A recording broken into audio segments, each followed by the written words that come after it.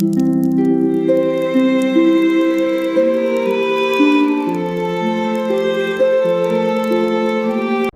untold millennia, the underworld had been a place of absolute, suffocating silence, where hope dared not whisper its own name.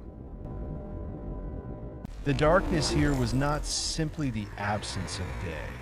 It was a physical weight, a cold iron shroud that pressed against the jagged, weeping walls of the deep caverns.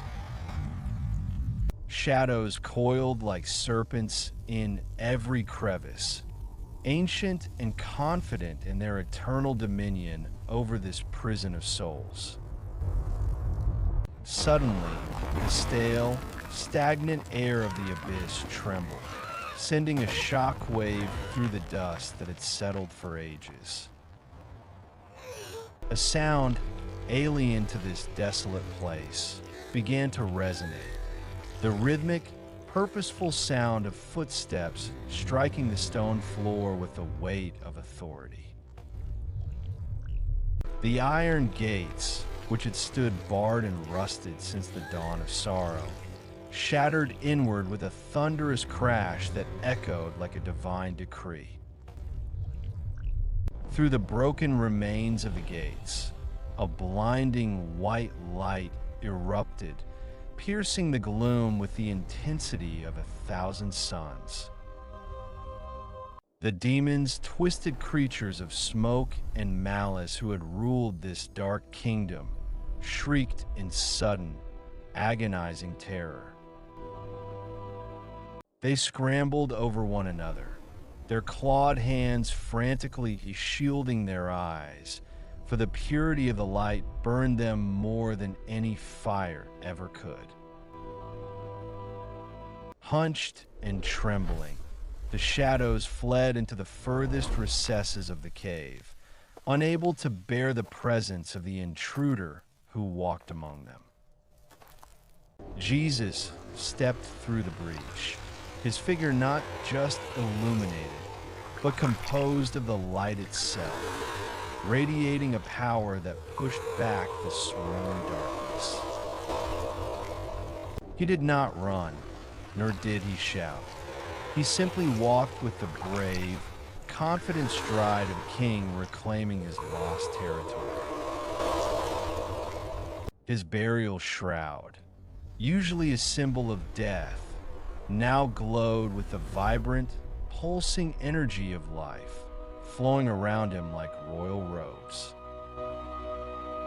As he moved deeper into the tunnel, the encroaching shadows tried to swirl back, but they evaporated instantly upon touching the edge of his radiance.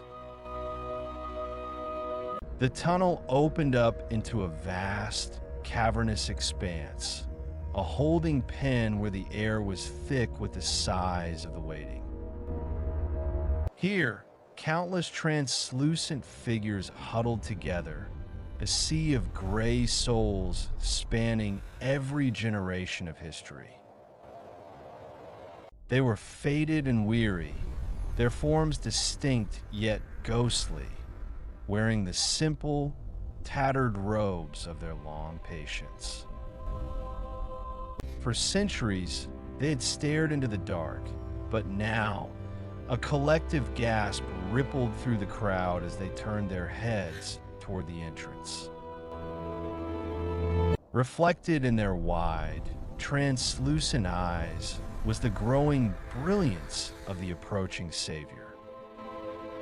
The expression on their faces shifted, a slow and miraculous transformation from the dull ache of waiting to the sharp intake of hope.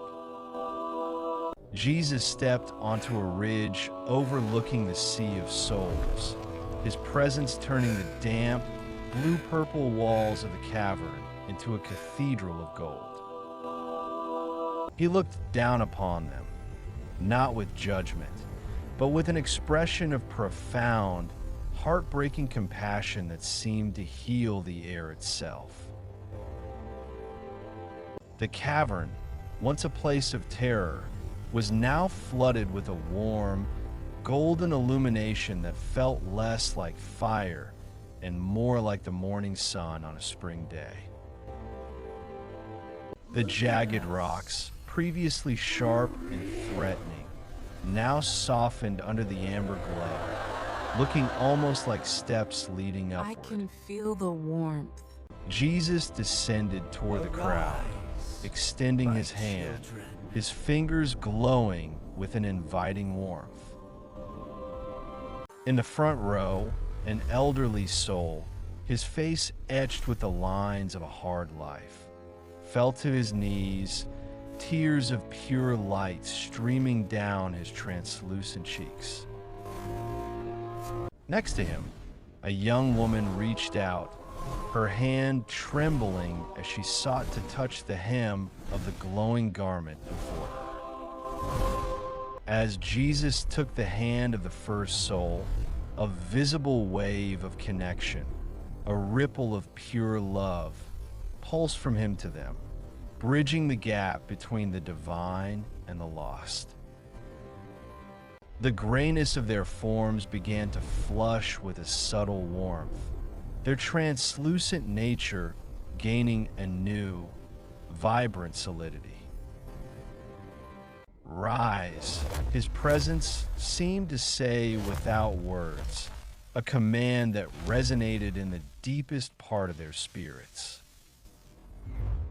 He turned, motioning for them to follow, and a great procession began to form behind him. They moved now not as prisoners, but as a liberated army of the faithful, walking through the dark tunnels they had feared for so long. From the periphery, the shadows launched a final, desperate assault, lashing out with tendrils of ink and malice. But Jesus did not flinch. The light emanating from him expanded, forming a shimmering, dome-like shield around the entire group. The dark tendrils struck the barrier and hissed, bouncing off harmlessly and dissolving into smoke, unable to penetrate the sanctuary of his protection. The souls flinched instinctively, but upon seeing the shield hold, their fear melted into a joyous sense of invincible safety. They walked through the valley of the shadow of death, yet they feared no evil, for the light was with them. The path began to incline upwards, the air growing fresher, carrying the scent of rain and earth, a stark contrast to the stale dust of the underworld.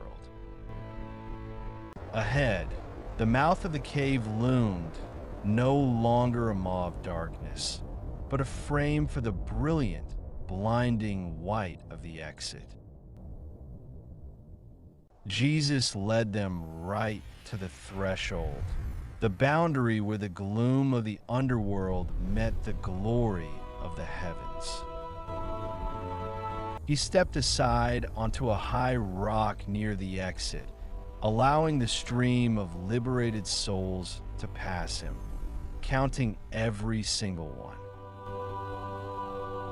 The souls rushed past, their faces upturned towards the light, leaving trails of joy as they exited their prison forever.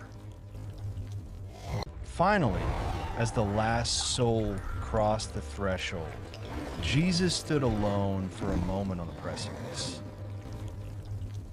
He looked back into the now empty darkness, a triumphant silence settling over the conquered realm. He had descended into the depths, he had broken the chains, and now he stood as the radiant victor. With a final, confident look, he turned his back on the abyss and stepped into the light, sealing the victory forever.